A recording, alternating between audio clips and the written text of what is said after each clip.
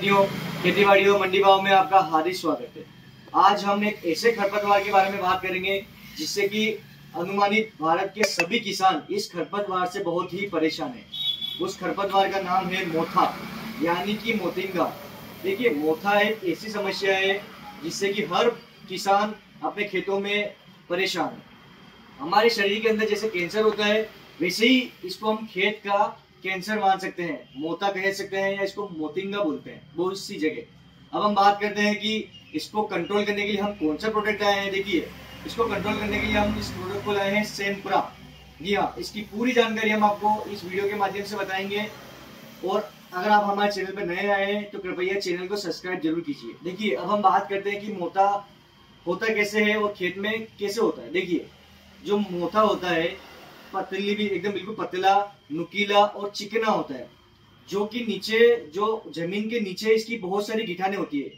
मतलब कि इतनी ज्यादा गिठाने होती है कि जब आप कोई भी अलग अलग दवाइयों का हर्बिसाइड का स्प्रे करते हैं तो मोथा ऊपर से पत्तियां पीली पड़ जाती है, परंतु जो नीचे जड़ें होती है, गिठाने होती है यानी कि नट्स जो होती है, उन पर दवाई का असर नहीं होता है, जिसके कारण की मोथा पूरी तरीके से खत्म नहीं होता है और जिस फसल में होता है उस फसल को बहुत ही नुकसान पहुंचाता है। जी हाँ, अब हम बात करते हैं कि मोथा का इलाज कैसे किया जा सकता है, हमें कौन सी दवाई का स्प्रे करना चाहिए और कैसे करना चाहिए। देखिए, हम जिस दवाई के बारे में बात करने जा रहे हैं उस प्रोडक्ट का नाम है सेम्प्रा। जी हाँ, देखिए, अब इसके अंदर कौन सा टेक्निकल आता है, तो इसके अंदर जो टेक्निकल आता है हेलोसल्फोन मिथाइल 75% WG, यानी कि ये चाय की पत्ती जैसे एकदम दाने में आता है।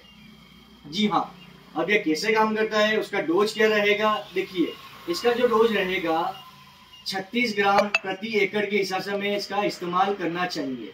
जी हाँ, यानी कि 150 लीटर पानी में 36 ग्राम दवाई को मिलाकर हमें इसका इस्तेमाल करना चाहिए।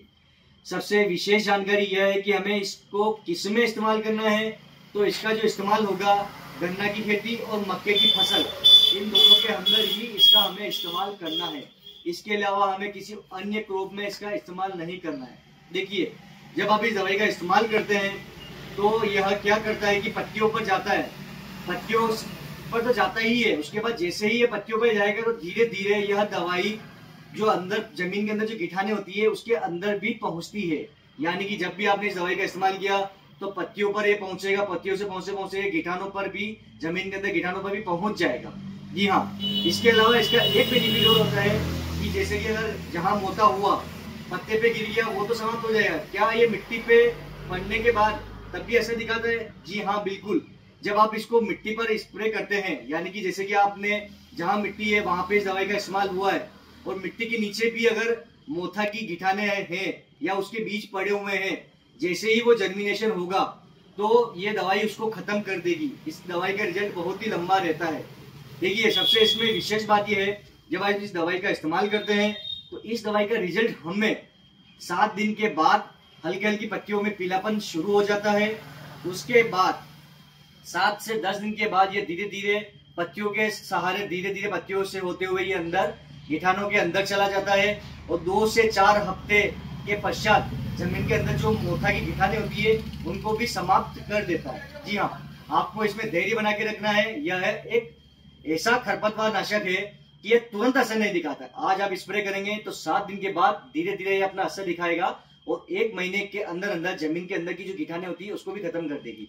अब हम बात करते हैं कि जब हम इस दवाई का स्प्रे करते हैं तो जहां मिट्टी होती है इसके ऊपर जब ये स्प्रे होता है तो उसके पश्चात मिट्टी के अंदर जो गिठाने होती है यानी कि मोथा की जो मतलब गांठ होती है, जब वो जर्मिनेट होने की कोशिश करती है तो उसको भी यह महीने भर के अंदर यानी कि 15 से 30 दिन के अंदर अगर ये जर्मिनेट होता है बाहर मोथा तो उसको भी यह खत्म कर देता है। यानी कि इस दवाई का रिजल्ट बहुत ही लंबा रहता है।